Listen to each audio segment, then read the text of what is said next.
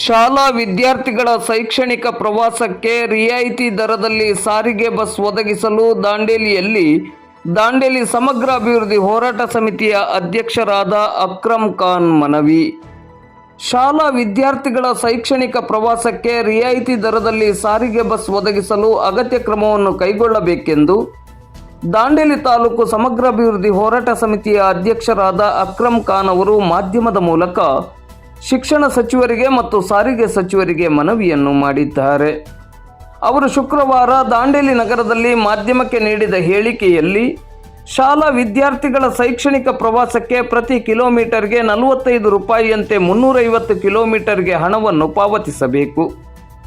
100 kilometre ಒಳಗಡೆ ಪ್ರವಾಸವಾದರೂ 350 ಕಿಲೋಮೀಟರ್ಗೆ ಪಾವತಿಸುವಷ್ಟೇ ಹಣವನ್ನು ಪಾವತಿಸಬೇಕು. ಇದರಿಂದ ಬಡ ವಿದ್ಯಾರ್ಥಿಗಳಿಗೆ ಶೈಕ್ಷಣಿಕ ಪ್ರವಾಸವನ್ನು ಕೈಗೊಳ್ಳಲು ಆರ್ಥಿಕವಾಗಿ ಸಂಕಷ್ಟ ಎದುರಾಗುತ್ತಿದೆ. ಇನ್ನು ಪ್ರವಾಸಕ್ಕೆ ತೆರಳುವ ಬಸ್ಸುಗಳು ಹಾಳಾಗಿ ಅರ್ಧದಲ್ಲೇ ಪ್ರವಾಸವನ್ನು ಮೊಟಕುಗೊಳಿಸಬೇಕಾದ ಸ್ಥಿತಿಯು ಹಲವಾರು ಬಾರಿ ನಡೆದಿದೆ. ಇಂತಹ ಸಂದರ್ಭದಲ್ಲಿ ಪರ್ಯಾಯ ಬಸ್ಸಿನ ವ್ಯವಸ್ಥೆಯನ್ನು ಮಾಡುವ ನಿಟ್ಟಿನಲ್ಲಿಯೂ ಅಗತ್ಯ ಕ್ರಮವನ್ನು ಕೈಗೊಳ್ಳಬೇಕು.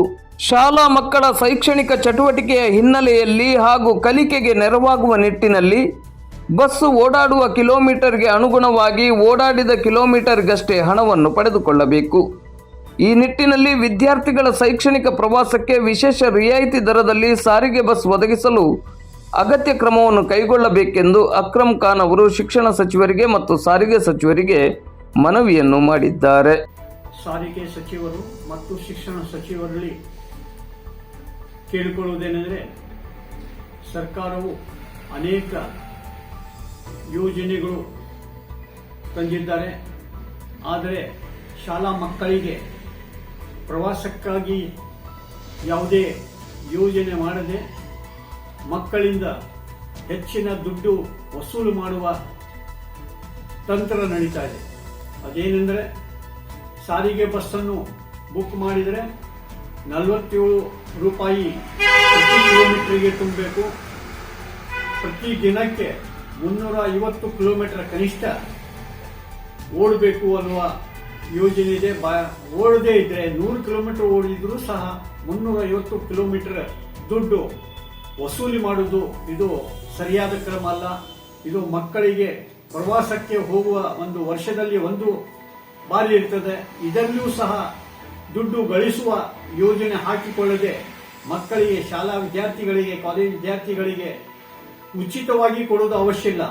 ಕನಿಷ್ಠ ಏನ್ ನೀವು ಬೆಲೆ ನಿಗದಿ ಮಾಡಿರ್ತೀರಿ ಆ ಬೆಲೆ ಕನಿಷ್ಠ ಎಷ್ಟು ಅವರು ಕಿಲೋಮೀಟರ್ ಓಡಿರ್ತಾರೆ, ಎಷ್ಟು ಕಿಲೋಮೀಟರ್ ಅವರು ಪ್ರವಾಸ ಮಾಡಿರ್ತಾರೆ, ಅದಕ್ಕೆ ತಕ್ಕಂತ ಬೆಲೆಯನ್ನು ತೆಗೆದುಕೊಳ್ಬೇಕು. ಅದನ್ನು ಹೊರತುಪಡಿಸಿ ಅನಾವಶ್ಯಕವಾಗಿ ಮಕ್ಕಳಿಂದ ದುಡ್ಡು ದೋಚುವ ರೀತಿಯನ್ನು ನಾವು ವಿರೋಧಿಸುತ್ತೇವೆ. ನಾವು ದಾಂಡೇಲಿ ಸಮಗ್ರ ಅಭಿವೃದ್ಧಿ ಹೋರಾಟ ಸಮಿತಿಯಿಂದ ಸರ್ಕಾರಕ್ಕೆ, ಸಂಬಂಧಪಟ್ಟ ಮಂತ್ರಿಗಳಿಗೆ ಮನವಿ ಮಾಡುವುದೇನೆಂದರೆ, ಮಕ್ಕಳಿಗೆ ವರ್ಷಕ್ಕೊಮ್ಮೆ ಆದರೂ ಕನಿಷ್ಠ ಪ್ರವಾಸಕ್ಕೆ ಆದರೂ ಅತಿ ಕಡಿಮೆ ಬೆಲೆಯಲ್ಲಿ ಬರುವ ರೀತಿಯಲ್ಲಿ ಕ್ರಮ ವಹಿಸಬೇಕು ಅಂತ ಕೇಳ್ತೇವೆ. ಅದೇ ರೀತಿ ಪ್ರವಾಸಕ್ಕೆ ಹೋದಂತ ಬಸ್ಸುಗಳು ಅನೇಕ ಕಡೆ ಹಾಳಾಗಿ ಮಕ್ಕಳ ಪ್ರವಾಸ ಮೊಟಕು ಆಗಿದೆ. ಅಂತ ಪ್ರದೇಶದಲ್ಲಿ ಪುನಃ ಅವರಿಗೆ ಪ್ರವಾಸಕ್ಕೆ ಹೋಗುವ ರೀತಿಯಲ್ಲಿ ವ್ಯವಸ್ಥೆ ಮಾಡಿ ಸಾರಿಗೆ ಸಂಸ್ಥೆಯವರು ನೀಡಬೇಕು ಅಂತೇಳಿ ಈ ಮನವಿ ಮೂಲಕ ಕೇಳಿಕೊಳ್ತಾ ಇದ್ದೀವಿ.